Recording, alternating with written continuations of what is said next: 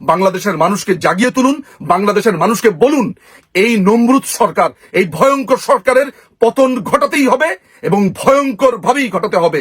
আমাদের যদি একটা সন্তানও বেঁচে থাকে, আমাদের লেগেসি যদি একজনও বেঁচে থাকে এই বাংলাদেশে, আমরা থাকি আর না থাকি, এই প্রত্যেকটি অন্যায়ের বিচার তারাই করবে।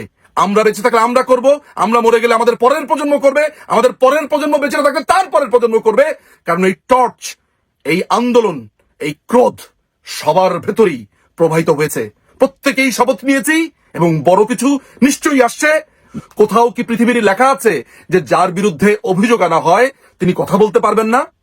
যার বিরুদ্ধে অভিযোগ আনা হয় তিনি পৃথিবীর কোনো জায়গা থেকে কথা বলতে পারবেন না, তার দেশে কথা বলতে পারবেন না, এমন কোনো কথা কি আছে? এগুলোর প্রকাশ তো আমরা দেখেছি যে 32 পোড়ানো নিয়ে মন্তব্য করবার কারণে কেন কথা বলতে পারবেন না? কিসের জন্য পারবেন না? কোন আইনে পারবেন না? একটা আইন পৃথিবীর কেউ কি আমাকে দেখাতে পারবে যে এই কারণে তিনি কথা বলতে পারবেন না? মানে কথা বলবার বিরুদ্ধে কোনো আইন কি বাংলাদেশে হয়েছে? তাহলে কি ভয় এটা যে মাননীয় প্রধানমন্ত্রীর বক্তব্যে এই সময়ের যারা সন্তানরা আছে, যারা ভুল ক্রমে তাদের ওই কথিত জঙ্গি হামলাতে গেছে, তারা তাদের ভুল বুঝতে পারবে, বাংলাদেশ আওয়ামী লীগের দিকেই তারা ধাবিত হবে, এই কি ভয়? নাকি বিএনপি ইলেকশনের কথা বলছে, বিএনপিকে ভয় দেখানোর জন্য এই পুরো কর্মকাণ্ড সাজানো হয়েছে যাতে ইলেকশনের কথা না বলে? আপনারা জানেন এই দখলদার ইউনূস বাহিনী এত ভয়ঙ্কর, এত নিষ্ঠুর যে এই 32 নম্বর বাড়ি, বঙ্গবন্ধু স্মৃতি বিজড়িত ঐতিহাসিক বাড়ি ভাঙার পরে এই নির্লজ্জ, এই ভয়ঙ্কর সরকার, এই সরকার বলাটাও আসলে ভুল, এই দখলদার বাহিনী তারা একটি প্রেস রিলিজ দিয়েছে। আমি সেই প্রেস রিলিজটা পড়বো এবং আপনাদেরকে কয়েকটা ঘটনা বলবো, যেই ঘটনাগুলো আপনারা সাধারণ মানুষের মধ্যে ছড়িয়ে দেবেন। 6 ফেব্রুয়ারি চিফ অ্যাডভাইজার জিওভি নামে একটি ফেসবুক পেজ থেকে এই দখলদার বাহিনী একটি প্রেস রিলিজ ইস্যু করে, যেখানে বলা হয় ধানমন্ডির 32 নম্বর বাড়িতে ভাঙচুরের ঘটনা অনভিপ্রেত ও অনাকাঙ্ক্ষিত। ওরে বাবা! পলাতক অবস্থায় ভারতে বসে জুলাই অভ্যুত্থানের বিরুদ্ধে শেখ হাসিনার উস্কানিমূলক বক্তব্যের কারণে জনমনে গভীর ক্রোধের সৃষ্টি হয়েছে, যার বহিঃপ্রকাশ ঘটেছে। এই পুরো প্যারাটা মিথ্যে ভর্তি। কিভাবে? মাননীয় প্রধানমন্ত্রী ভাষণ দেওয়ার কথা, অর্থাৎ 5 ফেব্রুয়ারিতে রাত 9টায় বাংলাদেশ সময় ভাষণ দেওয়ার কথা, একদিন আগে থেকে ঘোষণা দিয়েছে এই বাড়ি ভেঙে ফেলবে। আপনারা জানেন যে ফ্রান্সে বসে পিনাকি ভট্টাচার্য এটার পুরো মাস্টার মাইন্ড ছিল এবং সে কিভাবে মব ক্রিয়েট করেছে, সে কিভাবে মানুষকে একত্রিত করেছে এবং ঘোষণা দিয়ে এই বাড়ি ভাঙার পুরো কার্যক্রম চলছিল। মাননীয় প্রধানমন্ত্রী যদি ফেব্রুয়ারির 5 তারিখে রাত 9টায় বাংলাদেশ সময় ভাষণ তখনও দেয়নি, তার আগেই এই মানুষজন কিভাবে বুঝলো যে এটা উস্কানিমূলক বক্তব্য হবে? মানে ভাষণের আগেই যদি কেউ বুঝে ফেলে এটা উস্কানিমূলক হবে, তাহলে তো বুঝতে হবে যে এটা পুরোটা হচ্ছে স্টেট ফান্ডেড এবং রাষ্ট্র এটার সম্পূর্ণভাবে অ্যাকোমোডেট করেছে। একে টাকা পয়সা দিয়ে, এই যে বুলডোজার এসেছে সেখানে লেখা ছিল ঢাকা উত্তর সিটি কর্পোরেশন, সেখানে সরকারি বুলডোজার এসেছে, সরকারি লোকরা এসেছে, পুলিশ সেখান থেকে সরে গেছে, আর্মি লোক দেখানো সেখানে এসে তারা সেখান থেকে হাসতে হাসতে চলে গেছে। অর্থাৎ পুরো রাষ্ট্র এই জিনিসটা করেছে, নাম দিয়েছে সাধারণ মানুষ করেছে, যেখানে আমাদের কাছে স্পষ্ট নিদর্শন আছে যে আইসিস এর পতাকা উড়েছে, হামাসের পতাকা উড়েছে, সেখানে হিজবুত তাহরীর ছেলেপেলেরা সেখানে ভিড় করেছে। যাই হোক, আমার আর এখানে সাধারণ মানুষ আপনাদের কাছে একটা বিনীত প্রশ্ন, সেটা হচ্ছে মাননীয় প্রধানমন্ত্রী আপনারা জানেন গত 3-3.5 মাস বা 4 মাস ধরেই বলা যেতে পারে যে পৃথিবীর বিভিন্ন দেশে যারা বাংলা ভাষাভাষী আছে, বাংলাদেশিরা আছে, তাদের উদ্দেশ্যে তিনি ভাষণ দিয়ে যাচ্ছিলেন। আমি নিজে লন্ডনের ইমপ্রেশন হলে একটি আপনার এরকম মিটিং এ আমি অ্যাটেন্ড করেছিলাম। এইভাবে তিনি সাউথ কোরিয়া, বেলজিয়াম, আমেরিকা, তারপরে হচ্ছে মধ্যপ্রাচ্যের বিভিন্ন দেশে, খুব সম্ভবত অস্ট্রেলিয়াতেও, কানাডাতেও, অর্থাৎ পৃথিবীর বিভিন্ন জায়গাতে মাননীয় প্রধানমন্ত্রী লাইভ ভাষণ দিয়েছিলেন। সেগুলো আপনারা শুনেছেন। সেগুলো তো ইন্টারনেটের জগতে, সেদিন যে ভাষণটা দিয়েছে 5 ফেব্রুয়ারি সেটাও ইন্টারনেটে। সুতরাং আগের যে ভাষণ দিয়েছে এরকম 50-60টা, সেগুলো এরকম লাইভ হয়েছে এবং আপনারা সেসব বক্তব্য দেখেছেন। তো এতগুলো ভাষণ দেওয়ার পরে জনমনে অসন্তোষ তৈরি হয়নি? খুবই পার্টিকুলারলি ছাত্রলীগের পেজ থেকে তিনি যখন ভাষণের ঘোষণা দিলেন তখন জনমনে অসন্তোষ তৈরি হলো, তাও 24 ঘন্টা আগে বা তারও আগে। মানে ভাষণ দেওয়ার আগেই যখন বলেছে বা বলছে যে উস্কানিমূলক বক্তব্যের কারণে জনতা সেখানে জড়ো হয়েছে, তাহলে বুঝতে হবে যে এই পুরো ব্যাপারটি প্ল্যান্ড। কারণ ভাষণের আগে তো কারো পক্ষে বোঝার কথা না যে তিনি কি বলবেন। এবং আপনারা ভাষণ শুনেছেন, আপনারা নিশ্চয়ই দেখেছেন, তার সেই ভাষণগুলোর অনেক অংশ আপনারা জানেন, এর আগের অন্যান্য ভাষণে শুনেছেন, এবং তিনি সেখানে সাধারণ ছাত্রদের উদ্দেশ্যে বলেছেন যে তার ছাত্রদের প্রতি রাগ নেই, ক্ষোভ নেই, এই বয়সটাই এমন, তারাও একসময় রাজনীতি করেছেন। এই কথাগুলো তো খুবই সত্য, সেখানে উস্কানিমূলক কি কথা আছে? ওই প্রেস রিলিজের এবার দ্বিতীয় প্যারাটা যদি আমরা লক্ষ্য করি, তাহলে সেখানে দেখতে পাই লেখা আছে, গত 6 মাসে 32 নম্বর বাড়িটিতে কোনো ধরনের আক্রমণ, ধ্বংসযজ্ঞ হয়নি। গতকাল রাতে এটি ঘটেছে পলাতক শেখ হাসিনার বক্তব্য ঘিরে, যার দুটি অংশ আছে।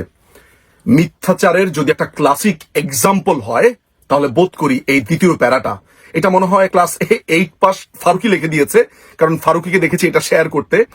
তো এই, আমি অন্যের কথা বলবো না, শুধুমাত্র 8 পাস ফারুকি যে এখন অপদেষ্টা হয়েছে, যখন সে অপদেষ্টা হয়নি, এই নাখালপাড়ার ড্রাগখোরটা এর আগে একটা স্ট্যাটাস দিয়েছিল, খুব সম্ভবত 5ই অগাস্টের পরপর। সে কি লিখেছিল সেটা নিশ্চয়ই আপনারা স্ক্রিনে দেখতে পাচ্ছেন। সেখানে সে আহ্বান করেছিল ইউনূস যাতে 32 নম্বরের পোড়া বাড়িটা দেখতে যায়, কারণ 5ই অগাস্ট বঙ্গবন্ধুর এই বাড়িটি, এই ঐতিহাসিক বাড়িটি আগুনে পুড়িয়ে দেওয়া হয়। তো 5ই অগাস্ট কি 6 মাসের অংশ নয়? বলল যে 6 মাসে এই বাড়িটির কোনো ক্ষতি করা হয়নি, কোনো ধরনের ধ্বংসযজ্ঞ চালানো হয়নি। তাহলে 5ই অগাস্টে যে এই বাড়িটা দাউ দাউ করে পুড়ছিল, যেটা আপনারা স্ক্রিনে দেখতে পাচ্ছেন, তাহলে সেটা কি? এই বাড়িটা 5ই অগাস্টে পুড়েছে, এরপরে এটাকে গুড়িয়ে দেওয়ার জন্য তাদের ভেতরের যেই অমানসিক চিন্তাটা, অমানসিক আকাঙ্ক্ষাটা, সেটাই বাস্তবায়ন করেছে। কিন্তু এই অপদেষ্টা ফারুকি তখন বলেছিল যে এই বাড়ি পুড়িয়ে দেওয়া দেখতে যাবে কিনা ইউনূস। এখন সে নিজেই প্রেস রিলিজ লিখছে এবং সেটি শেয়ার দিচ্ছে। এই প্রেস রিলিজের 3য় নাম্বার প্যারাতে লেখা আছে যে, 3য় এবং 4র্থ প্যারাটা দুটো একসাথেই পড়ি, সেটা হচ্ছে যে শেখ হাসিনা দুর্নীতি, সন্ত্রাস, অমানবিক প্রক্রিয়ায় নিপীড়ন চালিয়ে ক্ষমতায় থাকলেন, যে সুরে কথা বলতেন, গণঅভ্যুত্থানের মুখে পালিয়ে যাওয়ার পরও তিনি একই হুমকি দাবি করে জুলাই গণঅভ্যুত্থানের অংশ নেওয়া প্রতিটি মানুষের বিরুদ্ধে কথা বলে চলেছেন। এর আগের প্যারাতে লিখেছে, জুলাই গণঅভ্যুত্থানে যারা আত্মদান করেছেন, শেখ হাসিনা তাদেরকে অপমান করেছেন, অপমাননা করেছেন। মাননীয় প্রধানমন্ত্রী অবমাননা করেছেন? মাননীয় প্রধানমন্ত্রী কোথায় অপমান অবমাননা করেছেন? সবচাইতে বড় ব্যাপার হচ্ছে, মানে আমি ধরেন অন্য যুক্তি যাওয়ার আগে, যে উনি তো রাত্রের 9টার ভাষণ দেনই নাই, তার আগেই 32 নম্বরে আক্রমণ শুরু হয়ে গেছে। রাত 9টায় ভাষণ, তার আগে আক্রমণ। তো ভাষণের আগে উস্কানি, উনার কি বাক স্বাধীনতা নেই? বাংলাদেশের সংবিধানে প্রত্যেকটি মানুষ আইনের শাসন পাওয়ার অধিকার রয়েছে অনুচ্ছেদ 27 অনুযায়ী। একই সাথে প্রত্যেকটি মানুষের বাক স্বাধীনতা রয়েছে। সেই বাক স্বাধীনতা কি মাননীয় প্রধানমন্ত্রী নেই? মাননীয় প্রধানমন্ত্রী বাংলাদেশের কোনো আদালতে কিংবা পৃথিবীর কোনো আদালতে এখনো পর্যন্ত কোনো ধরনের অপরাধের জন্য, আই রিপিট, বাংলাদেশ এবং পৃথিবীর কোনো আদালতে কোনো অপরাধে বাংলাদেশের মাননীয় প্রধানমন্ত্রী শেখ হাসিনা কি অপরাধী সাব্যস্ত হয়েছেন? হননি। বলা হয়ে থাকে আইনের একটা বড় প্রিন্সিপাল হচ্ছে ইনোসেন্ট আনটিল প্রুভেন গিলটি। যদি তিনি অপরাধ সাব্যস্ত হতো না কোথাও, তাহলেও কি তার বাক স্বাধীনতা ক্ষুণ্ণ হতো? কোথাও কি পৃথিবীর লেখা আছে যে যার বিরুদ্ধে অভিযোগ আনা হয় তিনি কথা বলতে পারবেন না? যার বিরুদ্ধে অভিযোগ আনা হয় তিনি পৃথিবীর কোনো জায়গা থেকে কথা বলতে পারবেন না, তার দেশে কথা বলতে পারবেন না, এমন কোনো কথা কি আছে? এগুলোর প্রকাশ তো আমরা দেখেছি যে 32 পোড়ানো নিয়ে মন্তব্য করবার কারণে বই মেলাতে এই নোংরা কথিত প্রেস সচিব শফিকুল আলমের এই ডাস্টবিন ইস্যুতে যখন মেহের আফরোজ শাওন, বাংলাদেশের একজন অন্যতম অভিনেত্রী, তিনি কথা বলেছেন, তাকে গ্রেফতার করা হয়েছে বাংলাদেশের আরেকজন অন্যতম অভিনেত্রী সোহানা সাবাকে। কেন? তারা কথা বলেছেন। অথচ ইউনূস যখন এই ক্ষমতা দখল করলো, এই দখলদার বাহিনীর শুরুতে এসে বলেছে প্রত্যেকেই কথা বলার স্বাধীনতা আছে। এই কি কথা বলার স্বাধীনতা যে শুধুমাত্র প্রতিবাদ করবার জন্য তাদেরকে গ্রেফতার করা হয়েছে? মাননীয় প্রধানমন্ত্রীকে যে বারবার বলা হচ্ছে তিনি কথা বলতে পারবেন না। কেন কথা বলতে পারবেন না? কিসের জন্য পারবেন না? কোন আইনে পারবেন না? একটা আইন পৃথিবীর কেউ কি আমাকে দেখাতে পারবে যে এই কারণে তিনি কথা বলতে পারবেন না? মানে কথা বলবার বিরুদ্ধে কোনো আইন কি বাংলাদেশে হয়েছে? নাকি এটা গায়ের জোরে প্রতিষ্ঠা করতে চাচ্ছে? তার থেকেও বড় কথা যে এইভাবে মাসের পর মাস মাননীয় প্রধানমন্ত্রী বক্তৃতা দিলেন, অনেকবার ভাষণ দিয়েছেন। তো মাননীয় প্রধানমন্ত্রী সেই ভাষণগুলোর সাথে তো এই ভাষণ মোটামুটি বলা যায় যে কাছাকাছি। সেখানে ছাত্রদের উদ্দেশ্যে কিছু কথা ছিল। সেই ছাত্রদের উদ্দেশ্যে কথাগুলো কি ছিল? যে তারা অনেকের প্ররোচনাতে সেখানে এসেছে, ছাত্রদের প্রতি রাগ নেই, তারাও একসময় আন্দোলন করেছেন। তাহলে কি ভয় এটা যে মাননীয় প্রধানমন্ত্রীর বক্তব্যে এই সময়ের যারা সন্তানরা আছে, যারা ভুল ক্রমে তাদের ওই কথিত জঙ্গি হামলাতে গেছে, তারা তাদের ভুল বুঝতে পারবে, বাংলাদেশ আওয়ামী লীগের দিকেই তারা ধাবিত হবে, এই কি ভয়? নাকি বিএনপি ইলেকশনের কথা বলছে, বিএনপিকে ভয় দেখানোর জন্য এই পুরো কর্মকাণ্ড সাজানো হয়েছে যাতে ইলেকশনের কথা না বলে? নাকি এইটা ছিল এমন একটা শোডাউন, তাদের যে দল আছে নাগরিক কমিটি, তারা যেই কিংস পার্টি বানাচ্ছে, সেই পার্টি এরকম মারমার কাট করে জানান দিল যে তারা বাংলাদেশে কি করতে আসছে? আমার তো মনে হচ্ছে যে নির্বাচনের কথা যে বারবার বলছিল বিএনপি এবং অন্যান্য দলগুলো, তাদেরকে দমানোর জন্য, তাদেরকে ভয় দেখানোর জন্য, যে নির্বাচনের কথা যদি আরেকবার বলো তাহলে আমরা এই ঘটনাগুলো ঘটাবো। এটাই সম্ভবত রিজন, এটাই সম্ভবত কারণ এই ঐতিহাসিক বাড়িকে গুড়িয়ে দেওয়ার মধ্য দিয়ে তারা সেটা করেছে। প্রিয় দর্শক, প্রিয় সমর্থক যারা আছেন, যারা দেখছেন, যারা বাংলাদেশ আওয়ামী লীগকে ভালোবাসেন, মুক্তিযুদ্ধকে ভালোবাসেন, বঙ্গবন্ধুকে ভালোবাসেন, আপনারা এই বক্তব্যগুলো ছড়িয়ে দিন, জানিয়ে দিন এই যুক্তিগুলো যে মাননীয় প্রধানমন্ত্রীর কি বাক স্বাধীনতা নেই? মাননীয় প্রধানমন্ত্রীর বিরুদ্ধে কোনো অভিযোগ কি প্রমাণিত হয়েছে যে তিনি কথা বলতে পারবেন না? মাননীয় প্রধানমন্ত্রী রাত 9টায় ভাষণ দেওয়ার আগেই, তার কথা আগেই, যখন এই 32 নাম্বার পোড়াতে আসলো, গুড়াতে আসলো, তার আগেই কিভাবে বুঝলো যে তিনি উস্কানিমূলক বক্তব্য দিবেন? বক্তব্যের আগেই কিভাবে সেটা বোঝা সম্ভব? এই প্রশ্নগুলো করুন, এই যুক্তিগুলো দেখান এবং জনে জনে ছড়িয়ে দিন। আমাদের হাতে যে অস্ত্র আছে, আমাদের হাতে শক্তি আছে, এই বক্তব্যগুলো ছড়িয়ে দেওয়ার, এই বক্তব্যগুলো মানুষের কাছে পৌঁছে দেওয়ার, সেটা করেন। এই ক্ষমতাটুকুর পুরো ব্যবহার আমরা করব। বাংলাদেশের মানুষকে জাগিয়ে তুলুন, বাংলাদেশের মানুষকে বলুন এই নমরুদ সরকার, এই ভয়ঙ্কর সরকারের পতন ঘটাতেই হবে এবং ভয়ঙ্কর ভাবেই ঘটাতে হবে।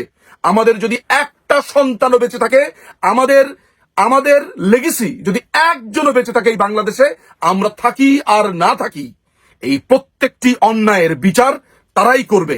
আমরা বেঁচে থাকলে আমরা করব, আমরা মরে গেলে আমাদের পরের প্রজন্ম করবে, আমাদের পরের প্রজন্ম বেঁচে না থাকলে তার পরের প্রজন্ম করবে। কারণ এই টর্চ, এই আন্দোলন, এই ক্রোধ সবার ভেতরেই প্রবাহিত হয়েছে। প্রত্যেকেই শপথ নিয়েছি এবং বড় কিছু নিশ্চয়ই আসছে। দেখতে থাকুন, ছড়িয়ে দিন। অনেক ধন্যবাদ। জয় বাংলা, জয় বঙ্গবন্ধু, বাংলাদেশ চিরজীবী হোক।